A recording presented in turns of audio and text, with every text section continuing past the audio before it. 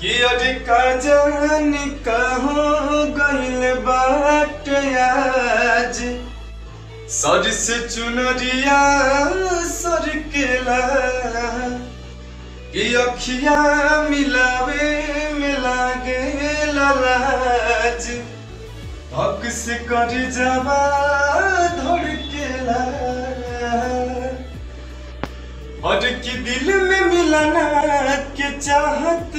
जगा के झूठो प्रीतिया के सपना देखा के कि दिलवा में कि दिलवा में घर तू बनाई के उड़ जाइबो ये मैना